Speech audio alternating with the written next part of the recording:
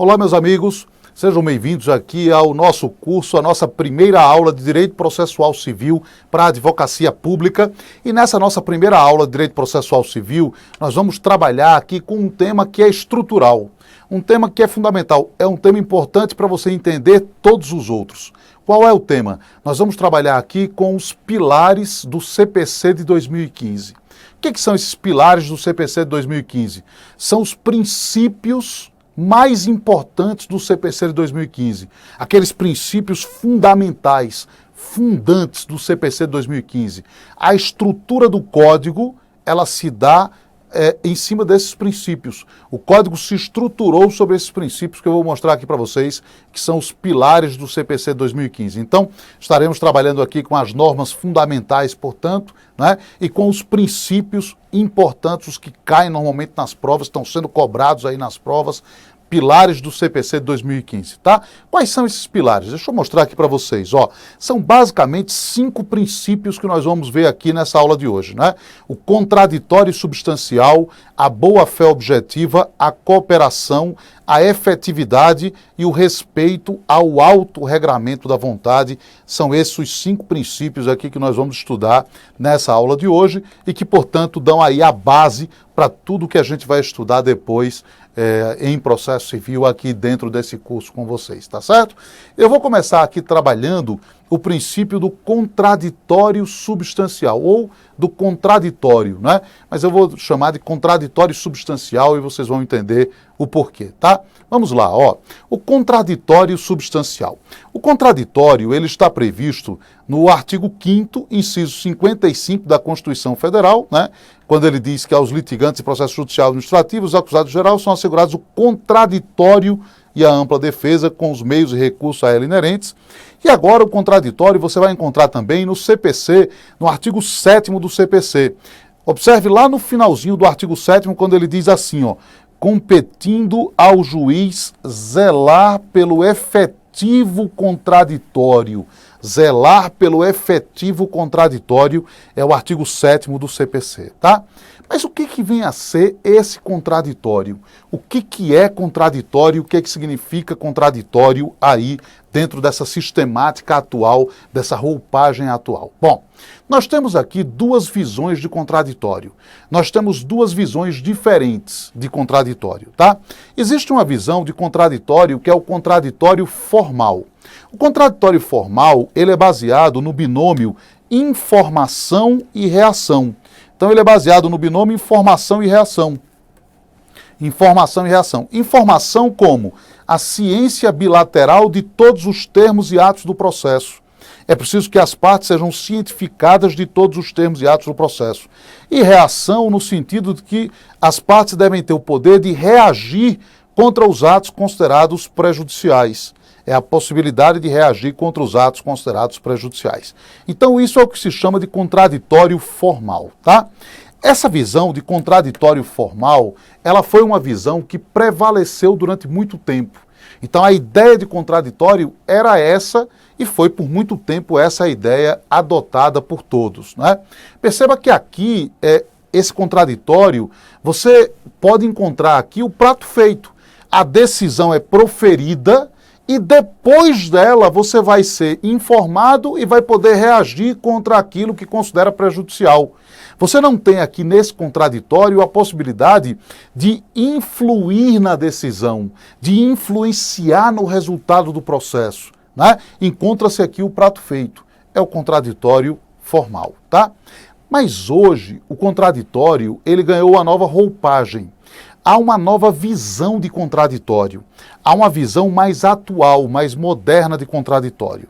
E essa visão nova é a do contraditório substancial. O que é o contraditório substancial? O contraditório substancial é o binômio influência e não surpresa. Influência em que sentido? Influência no sentido de que as partes, elas devem ter o poder de influenciarem o resultado do processo. Há o poder das partes de participarem ativamente, influenciando o resultado do processo. E não surpresa no seguinte sentido, o juiz não pode decidir qualquer matéria sem submetê-la ao prévio debate. As partes não podem ser surpreendidas por uma decisão a respeito de uma matéria sem que tenha havido o prévio debate, a prévia discussão a respeito daquela matéria, sem que as partes possam ter influenciado o juiz quanto ao resultado daquela matéria. De maneira que agora você tem a visão de contraditório como contraditório substancial. O binômio influência e não surpresa é essa visão atual que se tem de contraditório, tá? Bom, essa visão de contraditório é a visão adotada pelo CPC de 2015. O CPC de 2015 trabalha com essa ideia de contraditório, muito claramente é essa a ideia que foi trazida para o Código, né, de contraditório. E esse contraditório substancial, ele vai influenciar diversos dispositivos do Código. Há vários aspectos do Código que são influenciados pelo contraditório substancial. Eu vou mostrar aqui para vocês, pelo menos, 8 consequências do contraditório substancial. 8 consequências dentro do CPC a respeito do contraditório substancial, tá? Consequências importantíssimas sobre o contraditório, que decorrem do contraditório substancial, que eu vou procurar mostrar aqui para vocês nessa aula de hoje, tá? Vou mostrar então essas consequências aqui para vocês, ó. A primeira delas é a seguinte, ó. Primeira consequência: não se pode decidir contra alguém sem que a pessoa seja ouvida previamente. Não é possível decidir contra alguém sem que a pessoa seja ouvida previamente. Você até pode ter uma decisão a favor de alguém sem que a pessoa seja ouvida previamente. Mas você não pode ter uma decisão contra alguém sem ouvi-lo previamente. Isso você vai encontrar no artigo 9º do CPC, que diz assim: não se proferirá decisão contra uma das partes sem que ela seja previamente ouvida, né? É claro que há exceções a isso. A regra é essa, mas há exceções. Essas exceções nós vamos encontrar no parágrafo único desse mesmo artigo 9º, que diz assim: o disposto no caput não se aplica, 1. E aí ele vai dizer, primeira exceção, a tutela de urgência. Então, quando se trata de tutela de urgência, e aqui estamos falando de tutela cautelar ou de tutela antecipada. Tá? Então, tutela cautelar ou tutela antecipada, que é a chamada tutela de urgência, em se tratando de tutela de urgência, pode-se conceder essa tutela inaudita altera parte, sem a oitiva da outra parte, né? O inciso 2, nas hipóteses de tutela de evidência do artigo 311, incisos 2 e 3. Nós vamos ver que a tutela de evidência, ela está no artigo 311 do CPC. E aí, o 311 tem 4 hipóteses de tutela de evidência. Há 4 incisos no artigo 311. E aí, nas hipóteses dos incisos 1 e 2, o juiz é obrigado a ouvir previamente a parte. Já nas hipóteses dos incisos 2 e 3, o juiz não é obrigado a ouvir previamente a parte. Ok? Então, nas hipóteses dos incisos 1 e 2, o juiz é obrigado a ouvir previamente a parte. Nas hipóteses dos incisos 2 e 3, o juiz ele não é obrigado a ouvir previamente a parte. Vou só mostrar aqui rapidamente para vocês quais são essas hipóteses. Ó. Só mostrar aqui, ó, o 311, ele diz assim, artigo 311, a tutela de evidência será concedida independentemente da demonstração de perigo de dano ou risco ao resultado útil do processo. Aí vou mostrar as hipóteses dos incisos 1 e 4, quando não é possível conceder sem a oitiva prévia da parte, ou seja, liminarmente. O inciso 1 é o abuso do direito de defesa ou manifesto propósito protelatório da parte. E o inciso 4, a petição inicial foi instruída com prova documental suficiente dos fatos constitutivos do direito, a que o réu não opõe a prova capaz de gerar dúvida razoável. Esses são os casos em que não se permite a tutela de evidência liminarmente, sem a oitiva da outra parte.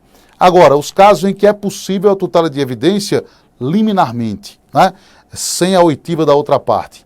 O inciso 2, as alegações de fato poderem ser comprovadas apenas documentalmente e houver tese firmada em julgamento de casos repetitivos ou súmula vinculante. E 3, pedido rei persecutório fundado em prova documental adequada do contrato de depósito, caso que será decretada a ordem de entrega do objeto custodiado sob pena de cominação de multa. A gente depois vai estudar aqui essas hipóteses, porque nós vamos ter uma aula específica tratando desse tema da tutela de evidência, e eu vou explicar todas essas hipóteses, incisos 1, 2, 3 e 4, né? Mas só para a gente saber, desde logo, que nos casos dos incisos 2 e 3, pode-se conceder a tutela de evidência sem a oitiva da outra parte, né? Liminarmente. E nos casos dos incisos 1 e 4, é preciso ouvir previamente a outra parte para conceder a tutela de evidência, tá? E aí eu vou mostrar para vocês depois o porquê disso, né? E aí, para completar, ó, a última exceção é a do artigo 701, voltando aqui para ele, 701, o 701 é o seguinte, ele trata da tutela monitória, e aí ele diz que expede-se o mandado monitório, quando for evidente o direito. Expede-se o mandado monitório quando for evidente o direito, tá? Então não precisa ouvir previamente a outra parte para expedir o mandado monitório. É uma tutela de evidência também, né? Se a gente pensar bem, é uma tutela de evidência na ação monitória, porque expede-se o mandado monitório quando for evidente o direito, tá? Bom, muito bem, então é só para mostrar que você tem aqui exceções à regra, mas a regra é exatamente a do caput do artigo 9º. Não se proferirá decisão contra uma das partes sem que ela seja ouvida previamente. Essa é que é a regra, tá? A respeito disso, é interessante notar, teve uma decisão do STJ, baseada aí nesse artigo 9º e em outros dispositivos também, mas em parte foi nesse artigo 9º, uma decisão muito interessante. Que decisão foi essa do STJ? Muito interessante. A decisão foi a seguinte, havia um julgamento, havia uma sessão de julgamento, estava ocorrendo a sessão de julgamento, na primeira turma do STJ. E aí, durante a sessão, os advogados estavam presentes para fazerem uma sustentação oral, e aí o que aconteceu? O ministro disse assim, eu não estou à vontade para decidir isso aqui, não estou ainda com condições de decidir isso, tal, vamos retirar de pauta. Muito bem, retirou-se de pauta, os advogados que estavam presentes foram embora, né? Não fizeram sustentação oral, foram embora, retirou-se de pauta. No final da sessão, aquele ministro que disse que não tinha condições de julgar, disse, agora eu tenho condições de julgar, agora eu estou à vontade para decidir. Aí traz-se o processo de volta e a primeira turma julgou esse processo. Os advogados já tinham ido embora, estavam certos de que tinha sido retirado de pauta isso, né? Mas a primeira turma foi lá e julgou. O que fez o advogado, então, da parte? Embargou de declaração e esses embargos foram providos, foram acolhidos, e aí anulou-se essa decisão justamente com base no contraditório substancial, entre outros princípios, tá? Só para mostrar aqui para vocês, ó, decisão da primeira turma do STJ, e aí uma coisa que é importante, na decisão está escrito assim, ó, dizendo que o novo CPC trouxe, entre várias inovações, o sistema cooperativo de processo, norteado pela boa-fé objetiva, na qual todos os sujeitos, juízes, partes e advogados, possuem responsabilidade na construção do resultado final do litígio.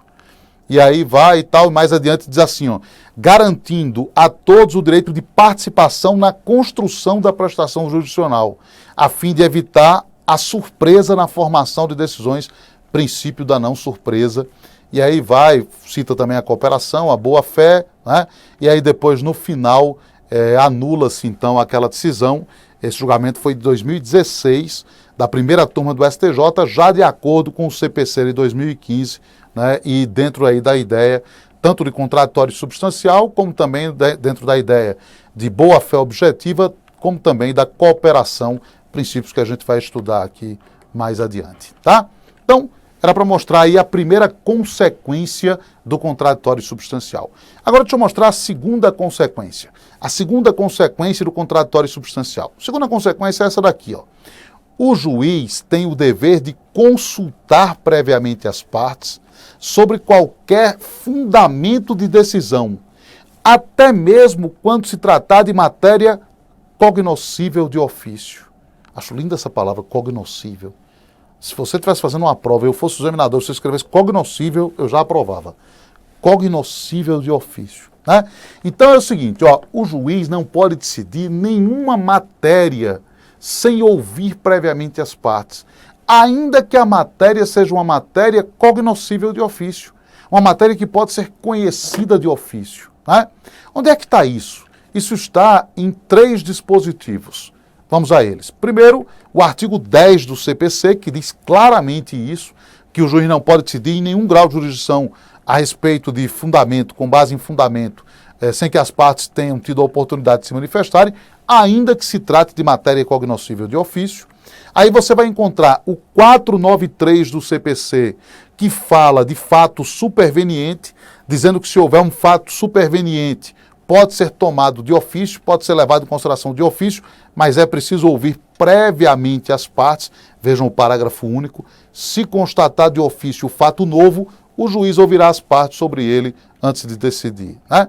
E aí o 933, que é um artigo interessantíssimo, que trata tanto de matéria de ordem pública como de fato superveniente, isso é no âmbito do tribunal.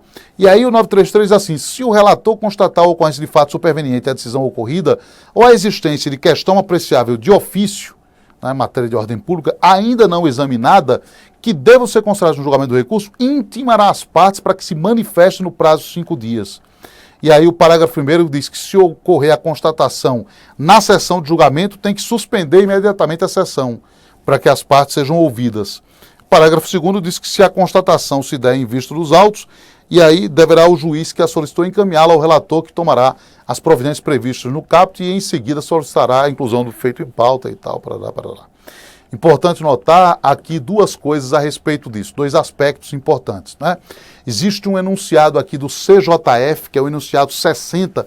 CJF, quando eu colocar assim, CJF 60, diz respeito à jornada de direito processual civil do Conselho da Justiça Federal, do CJF, tá? É bem provável que caiam questões a respeito desses enunciados da jornada do CJF. Também do FPPC, também da Infam. FPPC é o Fórum Permanente de Processualistas Civis. E a Infam é a Escola Nacional da Magistratura. Todos eles produziram enunciados, são importantes, né? Eu vou citar sempre todos eles. Os do CJF, precisa ter mais atenção ainda, esses enunciados do CJF, tá? Conselho da Justiça Federal. Jornada de Direito Processual Civil do Conselho da Justiça Federal. Olha aqui. Enunciado 60 diz assim, é direito das partes a manifestação por escrito no prazo de 5 dias sobre o fato superveniente ou questão de ordem pública, questão de ofício, na hipótese do 933, parágrafo 1º, ressalvada a concordância expressa com a forma oral em sessão. Vocês estão lembrados que no parágrafo 1º diz que se surgir durante a sessão um fato superveniente ou uma questão apreciável de ofício, as partes devem ter o direito de se pronunciarem sobre isso. Muito bem, mas esse direito de se pronunciar tem que ser ali na sessão ou para e dá pelo menos 5 dias para que as partes se pronunciem? Não, elas têm o direito de que pare ali e elas tenham pelo menos 5 dias para se pronunciarem sobre isso. Agora, o que acontece muito na prática é o quê? As próprias partes abrem mão desse direito e se pronunciam ali, durante a sessão mesmo, né? E isso, aliás, é um negócio jurídico processual.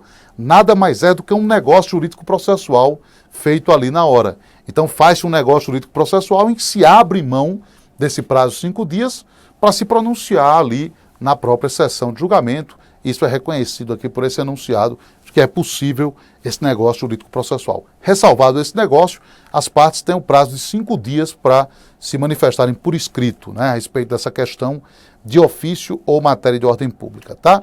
Também uma outra coisa importante, é o enunciado aqui 595 do FPPC. Esse enunciado, ele diz o quê?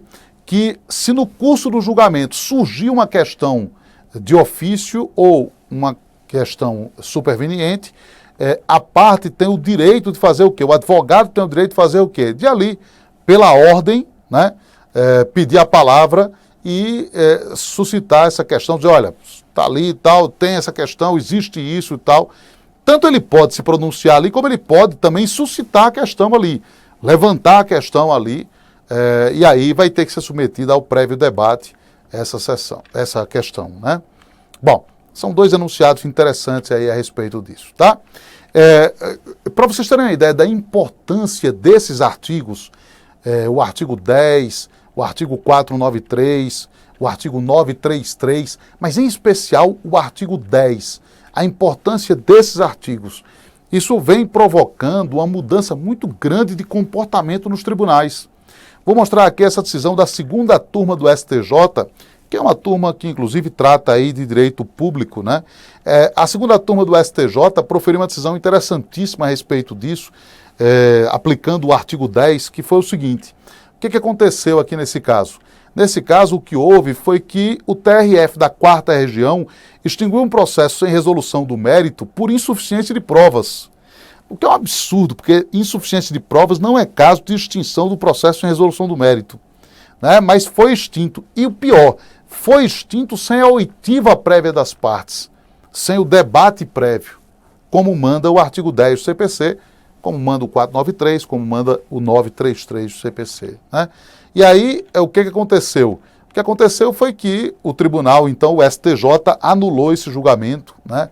E aí ele vai falar do contraditório prévio, mesmo para as matérias de ordem pública e tal, vai dizendo que tem que intimar as partes, há um procedimento permanente interacional, dialético, dialógico, de colaboração entre os sujeitos processuais, que é a pedra de toque do novo CPC, a proibição de decisão surpresa, ele fala aqui da proibição de decisão surpresa, enfim, esse julgamento é um julgamento bem interessante, inclusive a ementa é bastante longa, e aí eu coloquei aí no material de vocês, dei uma lida depois, cita também o 933, o artigo 10 cumulado com o 933, né, porque se trata de tribunal, então ele cita o 933 também, e aí ele vai ao final e anula o julgamento que foi proferido, né, por entender que viola aí esses dispositivos, esse julgamento, tá? É um julgado aí de 2017, outubro de 2017, esse julgado aí do STJ. Então, é só para que vocês tenham uma ideia de como o STJ, então,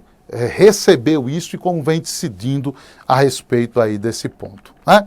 Agora eu vou fazer algumas observações especificamente sobre o artigo 10 do CPC. Há algumas observações sobre o artigo 10 que eu quero fazer. Inclusive, existem aí algumas divergências de opinião sobre isso, que eu vou mostrar para vocês, e que é importante que vocês saibam, porque se por um acaso cair numa prova objetiva, uma questão que trate desse assunto e entre na polêmica, você tem como saber se defender disso, né? Até recorrer, se for o caso, até porque existem algumas situações que são polêmicas quanto à interpretação do artigo 10 do CPC. Vamos a essas observações sobre o artigo 10. Algumas observações sobre o artigo 10 do CPC. Primeira observação é que o juiz não pode deixar de ouvir previamente a parte porque acredita que a manifestação desta não poderá influenciar no resultado do julgamento. O juiz não tem como saber previamente se vai influenciar ou não. Então, se ele acredita que vai influenciar ou não vai influenciar, isso é um problema dele. Mas ele tem que ouvir previamente. E aí tem um enunciado da Infam, que é o enunciado 3, que é um absurdo completo, porque ele diz assim: é desnecessário ouvir as partes quando a manifestação não puder influenciar na solução da causa. Observem, criou-se aqui uma espécie de juiz mãe Diná, né? Quer dizer, o cara já sabe previamente se vai influenciar ou não na solução da causa. Como é que é possível saber previamente? Isso aqui é um absurdo total, né? Esse enunciado 3 aí da Infam, mas existe esse enunciado, é importante a gente saber que existe, tá? Agora, o entendimento doutrinário, o entendimento que é o mais adequado aqui, é de que o juiz não pode deixar de ouvir, ainda que ele ache que não vai influenciar no resultado, né? Outra aqui, o dever de consulta abrange as matérias de ordem pública. Isso está expresso no artigo 10, está escrito expressamente no artigo 10 do CPC. Tem nem o que discutir, é a letra da lei. Aí olha o enunciado 4 da Infam. Na declaração de incompetência absoluta não se aplica o disposto no artigo 10, parte final. Como não se aplica? Está expresso, está escrito. Ora, incompetência absoluta é matéria de ordem pública, matéria pode ser conhecida de ofício. Isso está expresso lá no artigo 10 que se aplica, né? Então, isso é um absurdo total, não há nenhuma chance de prosperar isso aqui, esse entendimento, isso é um absurdo total, né? mas foi feito esse enunciado aí 4, tá? Outra observação, o dever de consulta abrange os fundamentos de fato e de direito. Aliás, está escrito isso também no artigo 10. Fundamentos de fato e de direito. Qualquer questão de fato e de direito, as partes precisam ser ouvidas previamente. Agora vejam esse enunciado 1 da IFAM. Entende-se por fundamento, referido no artigo 10, o substrato fático que orienta o pedido e não o enquadramento jurídico atribuído pelos partes. Claro que isso também entra. É claro que isso também vai repercutir no dever de consulta. É um absurdo que está escrito aí nesse enunciado 1 da IFAM, né? E o entendimento doutrinário é que inclui tanto os fundamentos de fato como os de direito. E é o que está escrito na lei, né? Mas, enfim, existe esse enunciado 1 aí da IFAM, é importante que vocês saibam da existência dele. Outro aqui, esse aqui é um pouco mais polêmico. A parte não é obrigada a apresentar fundamentação legal, mas para decidir com fundamento em texto normativo diverso, é preciso consultar as partes. Então, a parte não está obrigada a apresentar fundamentação legal. Agora, se ela alega o Código de Defesa do Consumidor e o juiz decide com base no Código Civil, é preciso ouvir previamente as partes. Isso, aliás, está no enunciado 282 do FPPC. Enunciado 282 do FPPC, para julgar com base em enquadramento normativo diverso daquele invocado pelas partes, ao juiz cabe observar o dever de consulta previsto no artigo 10. Apesar de eu estar dizendo isso aqui, essa é a opinião doutrinária que prevalece, esse é o entendimento que me parece mais razoável, mais correto, de acordo com a ideia de contraditório substancial. Apesar disso, é importante notar que tem o enunciado 6 da IFAM, que diz que não constitui julgamento surpresa o lastreado em fundamentos jurídicos, ainda que diversos apresentados pelas partes, desde que baseados em provas submetidas ao contraditório. E também nós temos há decisões também, no sentido de que a decisão com base em fundamento jurídico diverso, ou com base em fundamentação legal diferente, que é até algo distinto, com base em fundamentação legal diferente, não está submetida ao dever de consulta. A 4ª turma do STJ decidiu isso, por exemplo, de que não estaria submetida ao dever de consulta. Aliás, nesse caso, dessa decisão da 4ª turma, há inclusive um aspecto que é importante, que é o seguinte: vejam como é um absurdo essa decisão da 4ª turma do STJ. Era um caso em que se discutia quando é que se iniciava o prazo prescricional. Não se discutia no processo qual era o prazo prescricional, certo? Então não se discutia isso, qual era o prazo prescricional. Se era de 2 anos, 10 anos, não se discutia isso. Discutia quando começava a prescrição. Muito bem. Pois bem, o tribunal, então, ele decide com base em fundamentação legal diversa e muda o prazo prescricional. Ao alterar o dispositivo, ele muda o prazo prescricional. Digamos, ele passa de 2 para 10 anos. E ele entende, tribunal, ele entende que não é preciso consultar as partes, que ele pode decidir isso sem ouvir previamente as partes. Ora, claro que isto afronta violentamente o artigo 10 do CPC. O 10, o 493, o 933. Afronta violentamente o dever de consulta que decorre do contraditório substancial. É óbvio que afronta, mas enfim, foi o que decidiu aí a 4ª turma do STJ. Então, só para mostrar como isso tem... existem algumas observações que eu queria fazer para vocês que tem essas diferenças de entendimento aqui. É preciso que vocês saibam, estejam calçados de tudo isso aqui, tá? Deixa eu mostrar aqui para vocês uma questão, e eu vou colocar aqui, nessa questão, vou mostrar só os itens que dizem respeito ao tema, certo? Então eu vou pegar, às vezes, questões, só um pedaço da questão, porque é só o pedaço que diz respeito ao tema. Deixa eu mostrar aqui para vocês, ó. A questão dizia assim: assinale a alternativa correta. Letra A garantia do contraditório participativo, que é esse contraditório substancial, impede que se profira decisão ou se conceda tutela antecipada contra uma das partes sem que ela seja previamente ouvida. Decisão surpresa. No caso aqui, a gente sabe que tutela antecipada está fora disso, é uma exceção à regra, pode-se conceder independentemente de ouvir a parte. E a letra E, será possível em qualquer grau de jurisdição a prolação de decisão sem que se dê às partes a oportunidade de se manifestar. Se a matéria da qual o juiz deva decidir, se for matéria da qual o juiz deva decidir de ofício, falso. Mesmo que se trate de matéria de ofício, o juiz tem que ouvir previamente as partes, é preciso ouvir previamente as partes, né? O gabarito era a letra B de bola, nem a nem a E, que são falsas, essas duas são falsas aí, tá? Muito bem, então são aí algumas consequências do contraditório substancial. Eu vou fechar esse bloco aqui e no próximo bloco eu continuo com consequências do contraditório substancial, tá certo? A gente vai para a terceira consequência do contraditório substancial. Até o próximo bloco.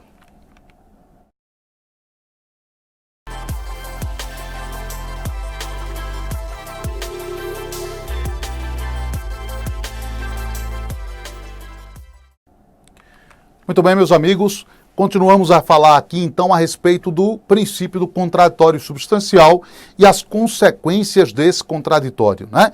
A próxima consequência, que é essa daqui, ó, é a seguinte: ao aplicar o precedente judicial, o juiz deve submetê-lo ao prévio debate. Vejam que interessante. A gente sabe que o CPC de 2015 criou um modelo de precedentes judiciais vinculantes.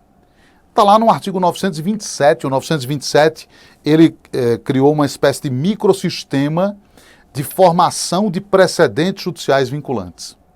Há discussões na doutrina, alguns acham que é inconstitucional, outros não acham, enfim e tal, mas está no Código um sistema de formação de precedentes judiciais vinculantes no artigo 927, né?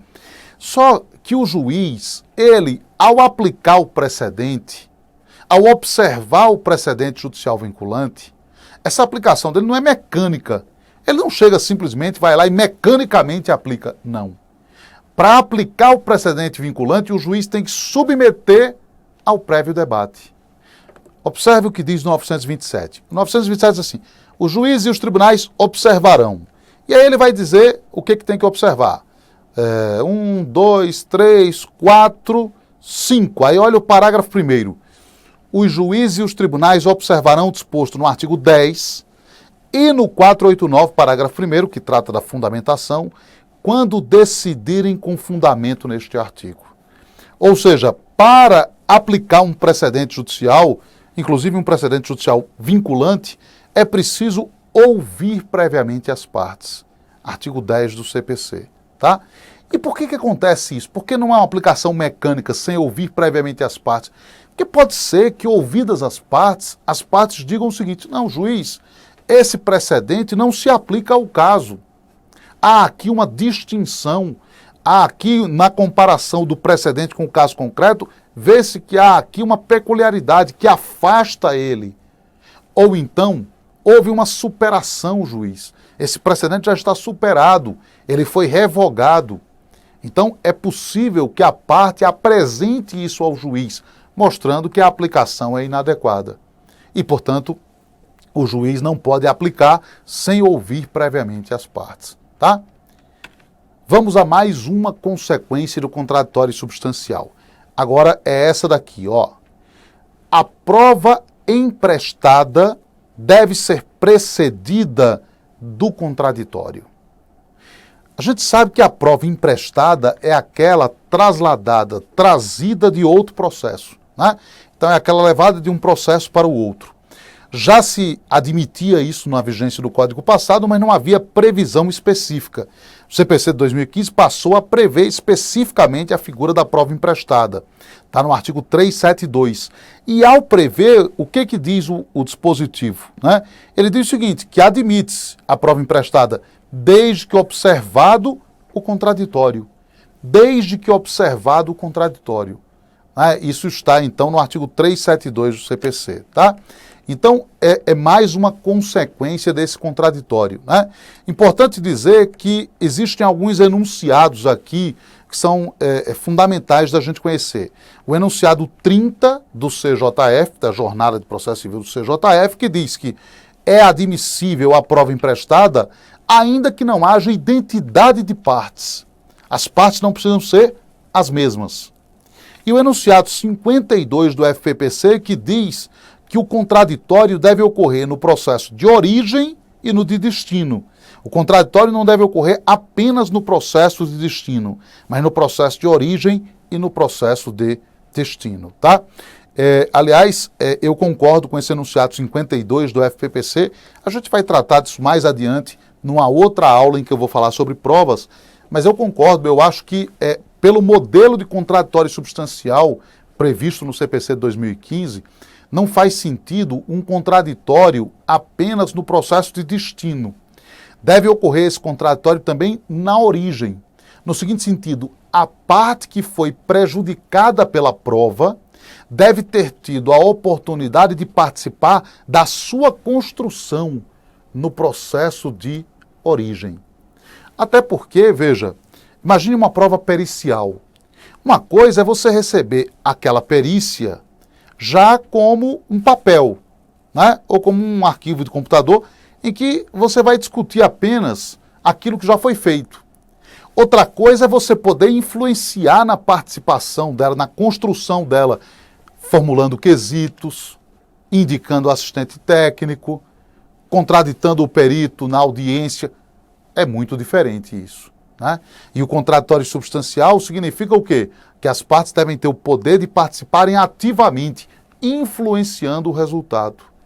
Portanto, me parece razoável que o contraditório se dê tanto na origem como no destino e não apenas no destino, né?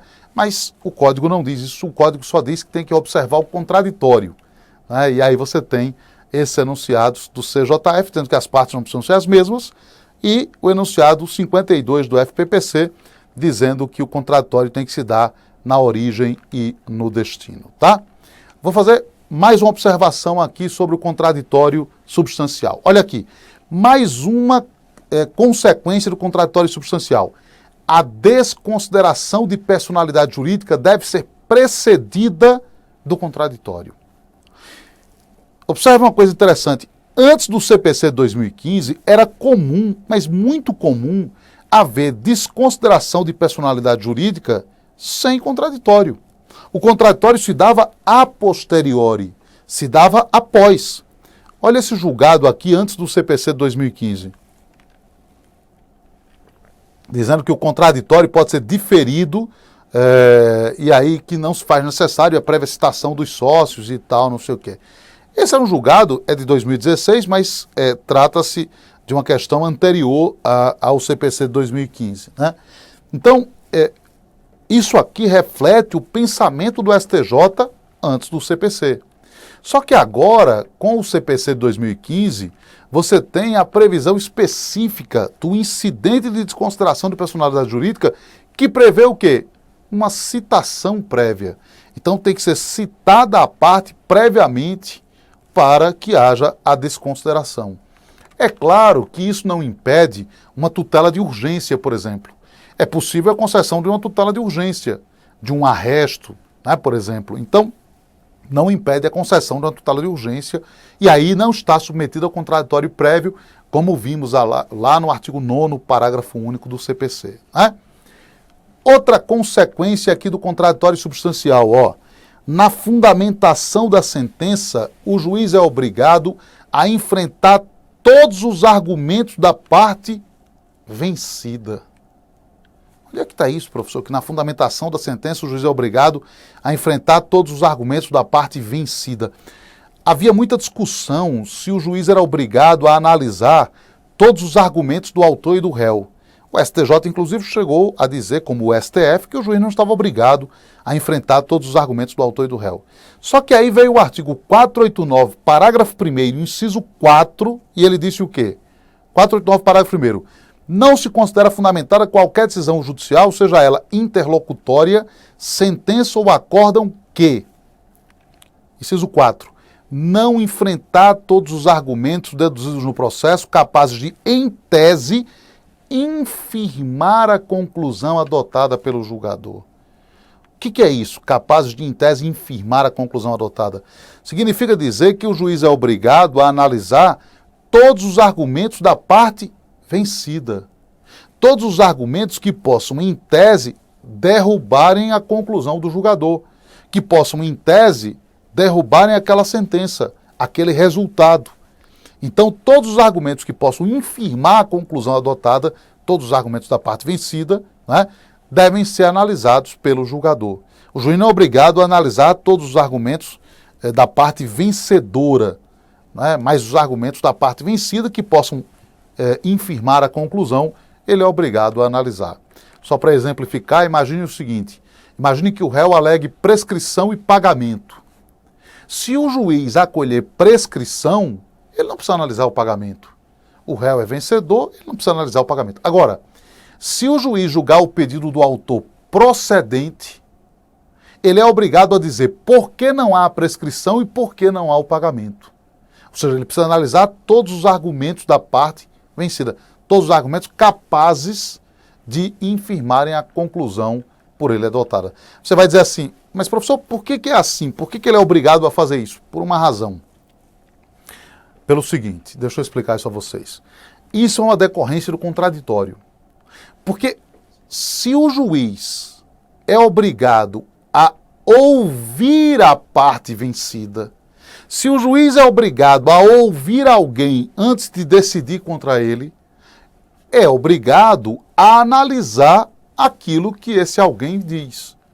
Não faz sentido obrigar um juiz a ouvir alguém e ele não ser obrigado a analisar aquilo que a pessoa diz. Então, na verdade, isso é uma decorrência lógica do contraditório. Porque se o juiz é obrigado a ouvir, é obrigado a se manifestar sobre isso. Tá? Muito bem. Aliás, deixa eu mostrar aqui uma questão aqui para vocês, que caiu sobre isso. A questão dizia assim, ó, considerando o sistema do CPC, assinale a alternativa correta. Letra D. Basta ao juiz explicitar as justificativas que conduziram à conclusão exposta no dispositivo da sentença, não lhe sendo necessário rebater de forma específica os fundamentos contrários a essa conclusão deduzidos pelas partes. Falso. O juiz é obrigado, sim, a rebater, né? Isso é falso. O gabarito era a letra B de bola, essa D aqui era falsa, tá? Então, só para mostrar aqui como isso vem caindo em prova, né? Agora, outra consequência do contraditório substancial, a sétima consequência. Qual é a sétima consequência do contraditório substancial? Vamos lá. O juiz precisará ouvir o réu em 15 dias ou prazo maior, quando este concordar com a alteração da causa de pedir ou do pedido. Veja, como é que é isso aqui? O juiz é obrigado a ouvir o réu em 15 dias ou prazo maior, quando este concordar com a alteração da causa de pedir ou do pedido. Nós sabemos que, depois de proposta a ação, o autor pode alterar a causa de pedir ou pedido. Mas ele tem aí alguns marcos para isso, né? Até a citação, está aí no artigo 329, até a citação, ele pode alterar a causa de pedir ou pedido livremente, independentemente do consentimento do réu. Agora, depois da citação e antes do saneamento do processo, para poder alterar a causa de pedir ou pedido, ele tem que ter o consentimento do réu. E aí que entra o CPC de 2015 com base no contraditório substancial. O que ele diz? Assegurado o contraditório mediante a possibilidade de manifestação deste no prazo mínimo de 15 dias, facultado o requerimento de prova suplementar. Ou seja, assegura-se o contraditório. Se o réu concordar com a alteração da causa de pedir ou pedido, ele vai ter pelo menos 15 dias dados pelo juiz. O juiz pode dar mais do que isso, né? Mas pelo menos 15 dias. Para que ele possa contestar, entre aspas, essa nova causa de pedir ou novo pedido, né? E aí, após o saneamento do processo, não é possível mais alterar, mesmo com a concordância do réu, tá? Muito bem. E aí vamos para a última consequência aqui.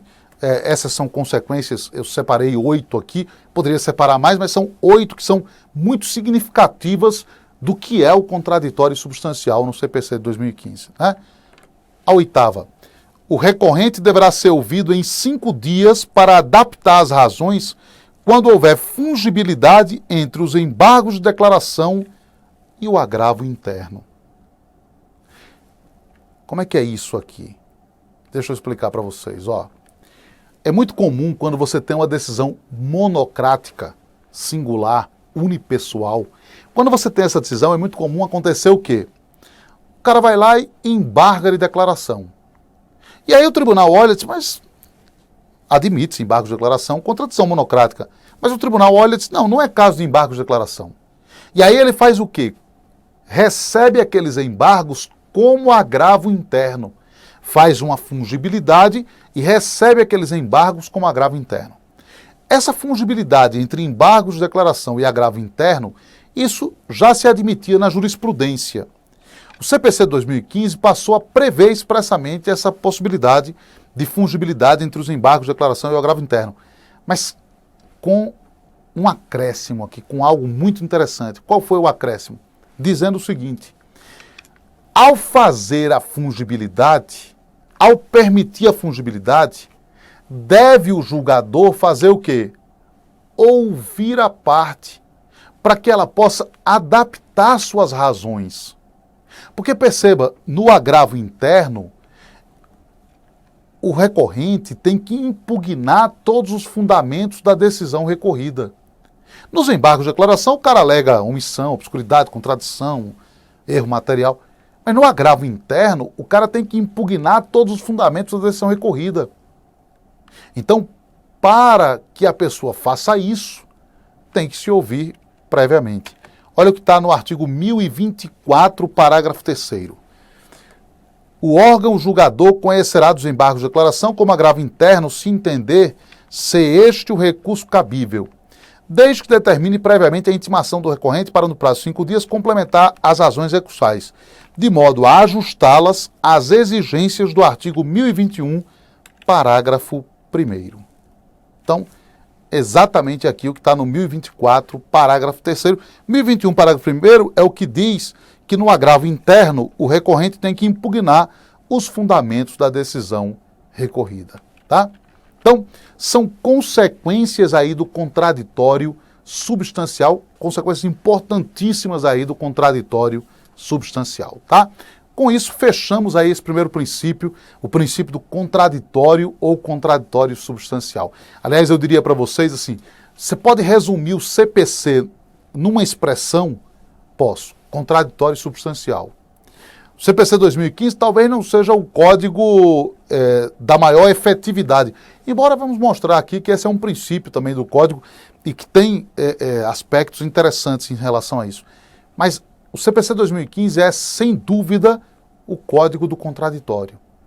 Talvez por uma razão, porque ele seja o código pós-Constituição de 88. Né? Lembremos que o código passado era um código anterior à Constituição de 88. Então, era um código de 73. E o código atual é um código bem posterior à Constituição de 88. Bom, vamos para o próximo princípio. O próximo princípio é o da boa-fé objetiva. Boa-fé objetiva. Está no artigo 5º, que diz assim, aquele que de qualquer forma participa do processo deve comportar-se de acordo com a boa-fé. O que é boa-fé? O que significa essa boa-fé objetiva? Né? A boa-fé objetiva significa basicamente o seguinte, ó. Boa-fé objetiva significa basicamente condutas corretas, leais e coerentes. Condutas corretas, leais e coerentes de todos os sujeitos do processo. Observe, todos os sujeitos do processo. A grande sacada do código, ao prever a boa-fé, é que ele não prevê a boa-fé apenas para as partes. Ele prevê a boa-fé para todos que participam do processo. De maneira que a boa-fé aí é exigida de todos, inclusive do juiz. Exige do juiz condutas corretas, leais e coerentes. Vejam, essa boa-fé objetiva, né, ela também estará presente em outros dois dispositivos. Dois dispositivos muito interessantes. Um que diz respeito ao pedido e outro que diz respeito à decisão judicial. Pedido e decisão. Esses dispositivos, no fundo, eles tratam aí a boa-fé como método de interpretação, método de exegese. O que eles querem dizer é que o pedido e também a decisão judicial, especialmente o dispositivo, o pedido e a decisão judicial devem ser interpretados com boa-fé, né? À luz da boa-fé. É o artigo 322, parágrafo 2º, que diz que a interpretação do pedido deve levar em consideração a boa-fé, e o 489, parágrafo 3º, que diz que a decisão judicial deve ser interpretada a partir de todos os elementos em conformidade com a boa-fé. Tá? A gente vai voltar a falar desses dois artigos, né?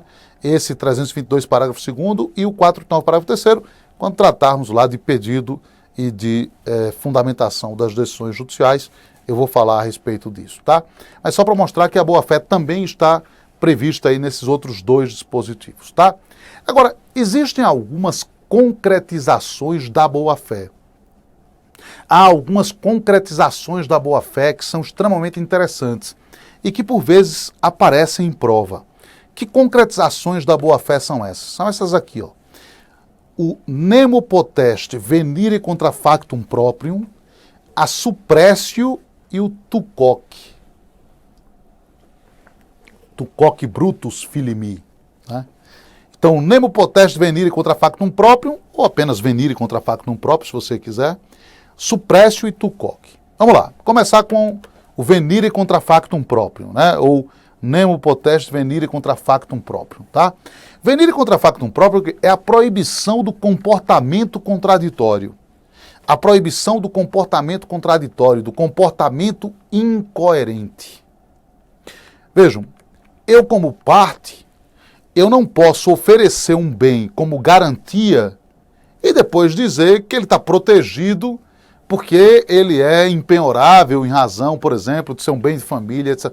Se eu ofereci como garantia, eu, tribunal, não posso simplesmente admitir a suspensão de um processo e depois admitir que se julgue durante a suspensão. Isso aconteceu.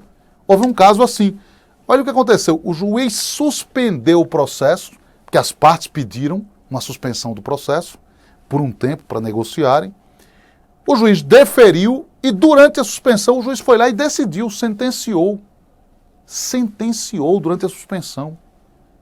Aí a parte ficou na dúvida se esperava contar o prazo da apelação da sentença ou quando terminasse a suspensão do processo.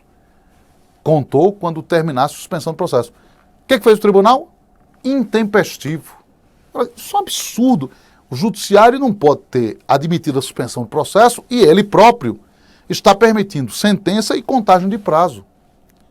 Quer dizer, não pode haver comportamento incoerente, contraditório. É isso que se chama venire contra factum próprio. Né?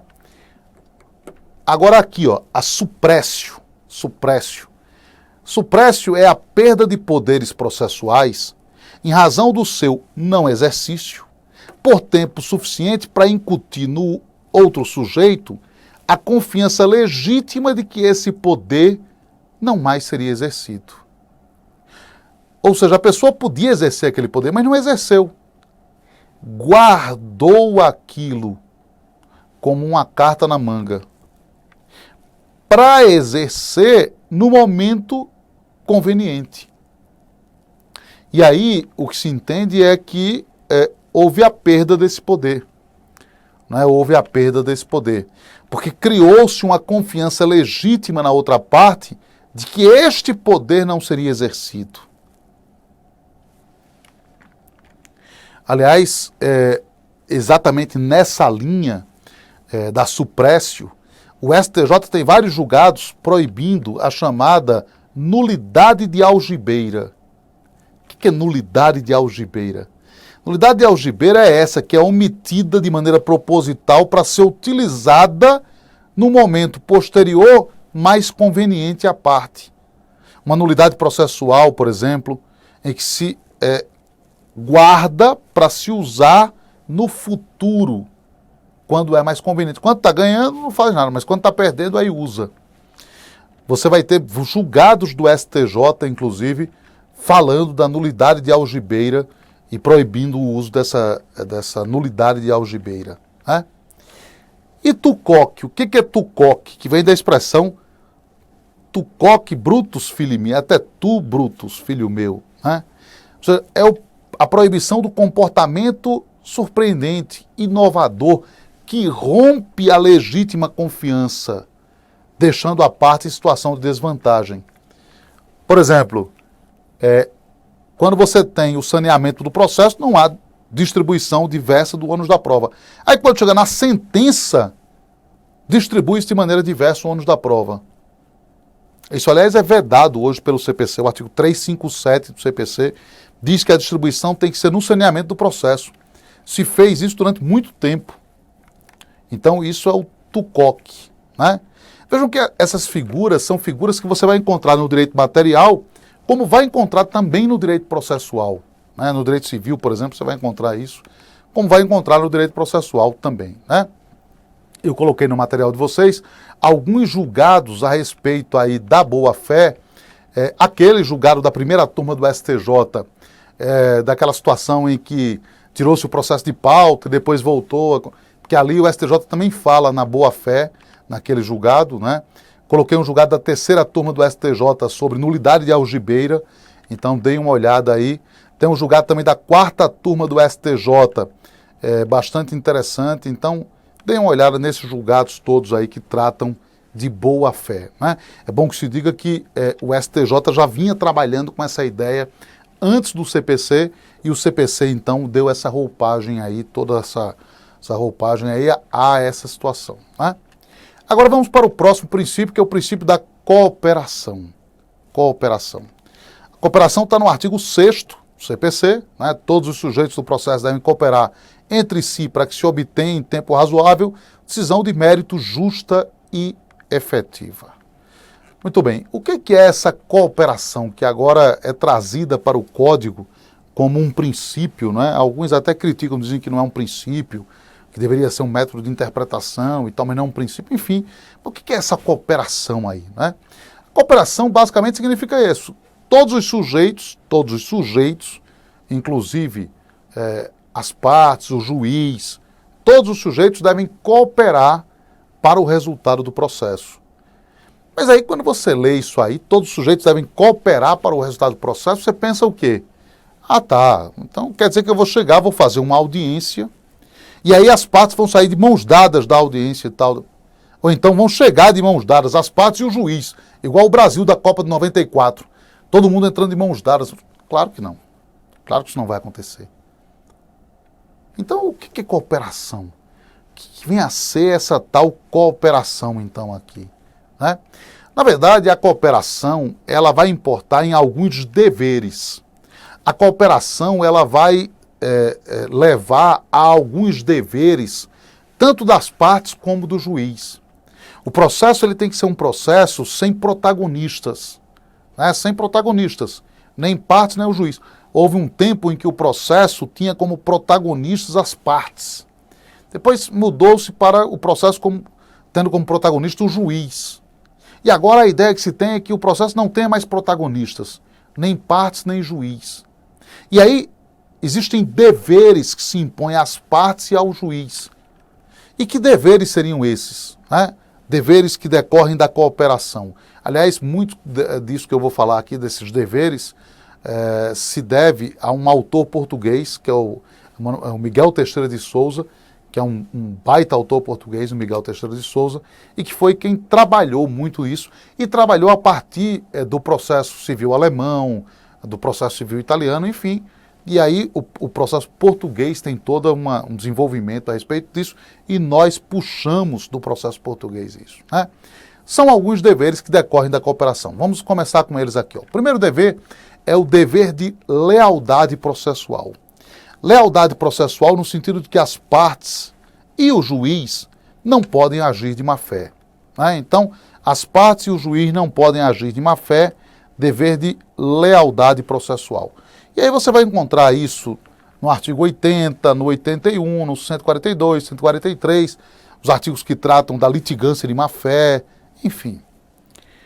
Outro dever é o dever de esclarecimento. Esse é um dever importantíssimo, o dever de esclarecimento. O juiz deve esclarecer os seus pronunciamentos. E, na mesma medida, pode exigir esclarecimentos das partes quanto às suas posições, alegações e pedidos. Então, veja, o juiz tem que esclarecer os seus pronunciamentos e pode pedir também esclarecimentos das partes. Esclarecimentos das partes quanto às suas posições, alegações e pedidos. Esse dever de esclarecimento é extremamente interessante. Você vai encontrar em vários artigos, como o artigo 77, parágrafo 1º, 321, caput, parte final, 379, inciso 1. Eu vou dar um exemplo interessantíssimo desse dever de esclarecimento. O Código, ao prever a emenda da petição inicial, diz que o juiz, ao determinar a emenda da petição inicial, tem que esclarecer qual é o vício. Ele não pode simplesmente dizer emende e dar 15 dias. Ele tem que dizer emende para quê? Ele tem que esclarecer qual é o vício da petição inicial. Decorre de que isso? Dever de esclarecimento. Do dever de esclarecimento, que é uma decorrência do princípio da cooperação. Tá? Muito bem. Outro dever importante é o dever de proteção. Dever de proteção quer dizer o quê? Não se pode causar danos, aqui ó, dever de proteção, não se pode causar danos aos demais participantes do processo. E aí você tem diversos dispositivos, o 77, inciso 6, o 448, inciso 1, o 495, parágrafo 5º, e assim vai. São dispositivos que exigem muitas vezes a caução, e essa caução decorre do quê? Do dever de proteção. Outro dever é o dever de prevenção, que significa dizer que o juiz tem o dever de indicar as insuficiências, os defeitos, as irregularidades das postulações das partes, para que possam ser supridos, sanados ou superados. Não se pode simplesmente reconhecer o vício sem dar à parte a oportunidade de suprir aquele vício. É o chamado dever de prevenção. A gente vai ver que esse dever de prevenção depois se conecta com um princípio que é o da primazia do julgamento do mérito. E por último você tem o dever de consulta, que diz o quê? Que o juiz não pode decidir questão nenhuma, ainda que seja matéria cognoscível de ofício, sem ouvir previamente as partes. Aqui se conecta com o contraditório substancial, que como já vimos aqui, isso também decorre do contraditório substancial, aqui também decorre da cooperação, artigos 10, 493, parágrafo único e 933. Ok? Bom, vamos fechando aqui este bloco e aí fechamos com o princípio aí da cooperação. No próximo bloco eu vou mostrar para vocês algumas questões sobre cooperação e aí a gente continua a nossa matéria.